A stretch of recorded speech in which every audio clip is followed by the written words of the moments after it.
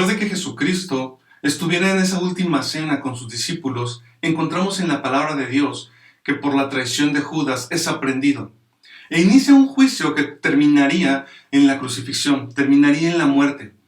Jesucristo no ha desaprovechado ninguno de los espacios para seguir dando mensajes a la gente, seguía mostrando incluso los errores, seguía enseñándole a sus discípulos. Jesucristo no paraba su ministerio. Como dirían, no termina esto hasta que no se ha concluido, hasta que no se ha terminado verdaderamente. Entonces encontramos lo que hoy se le conoce como la primera palabra de Jesucristo, de esas últimas 7 que él menciona antes de morir. Y cuando llegaron al lugar llamado de la calavera, le crucificaron allí, y a los malhechores, uno a la derecha y otro a la izquierda. Y Jesús decía: Padre, perdónalos porque no saben lo que hacen. Y repartieron entre sí sus vestidos y echaron suertes. Jesucristo aquí nos está mostrando la naturaleza del reino de Dios, una naturaleza por el perdón. Jesucristo nos enseña no nada más a perdonar, sino a pedirle perdón al Padre por los errores que la gente comete en contra nuestra. Encontramos entonces que Jesucristo había pasado una tortura tremenda y a punto de morir, Él dice: Padre, perdónalos. Hoy le invito a que reflexione sobre esta primera palabra. ¿Cuántas veces hemos aprendido a perdonar e inclusive pedirle perdón a Dios por lo que otra persona nos ha hecho? Jesucristo nos enseña aquí el principio del amor. Y con ese principio del amor te enseña también que nunca es demasiado tarde para que tú te acerques a pedirle perdón por algún error cometido, por alguna situación difícil, que tú hayas respondido no como realmente tenías que haberlo hecho. Dios siempre está abierto a perdonarte, porque si en ese último momento Él perdonó todo lo que le hacían, Él quería que tú supieras que parte de su cultura era perdonar, y en cualquier momento tú puedes alcanzar perdón a través de esa sangre de Jesucristo para tu vida. En la segunda palabra, en Lucas capítulo 23, versículo 43 dice: Entonces Jesús le dijo: De cierto te digo que hoy estarás conmigo en el paraíso. Jesucristo le da una esperanza a uno de los ladrones que estaba crucificado a sus lados. Uno tenía una actitud de reto, tenía una actitud de falta de fe. Él quería que Jesucristo le demostrara que Él era hijo de Dios y le dijo: si en verdad eres el hijo de Dios, libérate y libéranos. Sin embargo, había otro a su lado con un corazón arrepentido por lo que había hecho, que reconocía sus errores y le decía a Jesucristo: acuérdate de mí cuando estés en tu reino. Porque él reconocía que él había cometido errores y Jesús ninguna falta había cometido. Entonces Jesucristo, al ver un corazón arrepentido, le dice: de cierto te digo que hoy estarás conmigo en el paraíso. Entonces nos muestra que su naturaleza de la palabra anterior de dar el perdón era vigente. Él en verdad era así, perdonando, liberando a la persona de ese dolor en el alma y dándole una esperanza, aún en ese momento, dándole una esperanza al futuro. Y eso es lo que Jesucristo hace en nuestras vidas cuando nosotros le recibimos, dándonos una esperanza. No importa el momento, no importa el tiempo que te quede en esta tierra, no importa lo que hayas hecho, Jesucristo siempre va a recibir un corazón arrepentido y le va a decir: tú estarás conmigo, yo te daré una esperanza y voy a estar contigo y voy a estar a tu lado siempre. Y hace patente esa palabra que es Emmanuel, Dios con nosotros. Juan en el capítulo 19, en el versículo 26, nos revela la siguiente palabra. Y encontramos aquí a un Jesucristo que tenía esa responsabilidad por su familia, que tenía esa responsabilidad por su madre. Él tenía prioridades, y entre sus prioridades primero estuvo siempre la obra que el Padre le mandó a hacer, que fue morir por cada uno de nosotros. Pero vemos también que dentro de sus prioridades, en siguientes niveles, encontramos a su propia madre.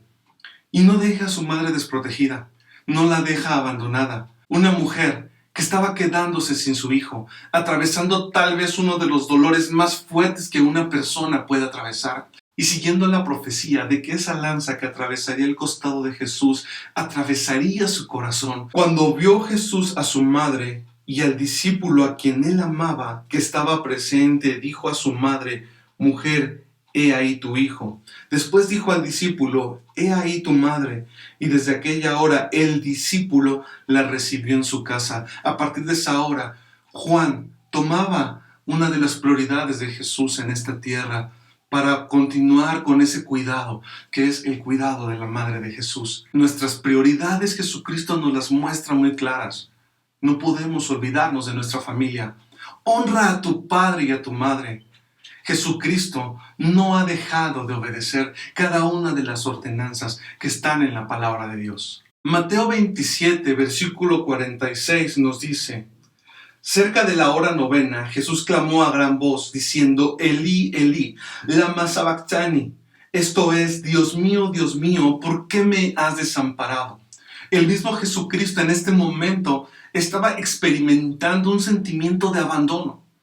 Yo le quiero preguntar en este momento, ¿usted cree que en realidad el Padre estaba abandonando a su Hijo unigénito, al que estaba obedeciendo su palabra? La palabra de Dios nos enseña que ni lo alto, ni lo bajo, ni lo bueno, ni lo malo, ni ángeles, ni principados, ni ninguna cosa creada nos separará del amor de Dios en Cristo Jesús. Aquí encontramos que aún el mismo Jesús, en su calidad de Dios, pero también en su calidad de humano, aquí vemos que el mismo Señor Jesucristo, en su calidad de Hijo de Dios, pero también en su calidad de humano, está atravesando una soledad tremenda, pensando que el Padre lo ha abandonado. Entonces, si alguien puede entenderte cuando tú te sientes abandonado por Dios, es Cristo Jesús.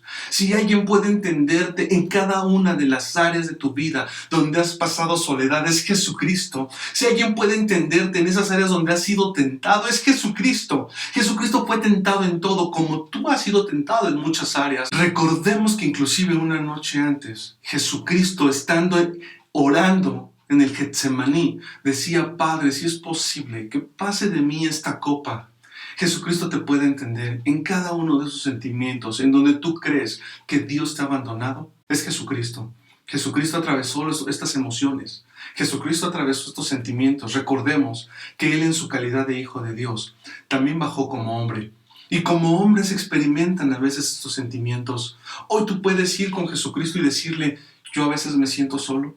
Me sentí abandonado, Jesucristo, cuando yo atravesé por este dolor. Me sentí abandonado cuando tú permitiste que mi hijo muriera. Me sentí abandonado cuando tuve la pérdida de mi esposa. Jesucristo puede entenderte cuando te sientes abandonado. Inclusive, Él nos enseña que a veces se vale decir: me siento solo, Dios. ¿Dónde estás? Sin embargo, Él resistió hasta el final. Cuando estamos en ese momento de dolor, sentimos que Dios nos ha dejado, sentimos que Dios nos ha desamparado, pero Él nunca te dejará y nunca te desamparará, porque Él lo promete y Él no es mentiroso, Él no miente, Él está contigo a donde quiera que vayas. Después de observar que Jesucristo estaba atravesando en sus emociones un momento tan difícil de soledad, encontramos que como humano también atraviesa una necesidad física, y es tener sed. De pronto Él dice, nos lo revela Juan en el capítulo 19, en el versículo 28. Después de esto, sabiendo Jesús que ya todo estaba consumado, dijo, para que la escritura se cumpliese: tengo sed. Esto obedecía a una profecía que encontramos en Salmos capítulo 69, versículo 21, donde dice: me pusieron además hiel por comida, y en mi sed me dieron a beber vinagre. Jesucristo nuevamente se encuentra con la respuesta de la humanidad hacia Él. Definitivamente el hombre no había reconocido a Jesucristo. Si lo hubieran reconocido, no lo hubieran tratado así. Realmente esto era una tortura, lo que Jesús estaba experimentando, y encontramos nuevamente su necesidad. Pero ¿sabe algo? Que la palabra de Dios dice: bienaventurado el que tiene hambre y sed de justicia, porque ellos serán saciados. Entonces, la sed que Jesucristo estaba experimentando, que tal vez en ese momento era física, también podemos pensar que era esa sed que Él siempre mostró para que la gente fuera salva, para que la gente tuviera un cambio de vida, para que la gente fuera alcanzada. Y a través de su sangre, Él iba a ser saciado, porque a través de su sangre, mucha gente iba a ser alcanzada para el reino de Dios.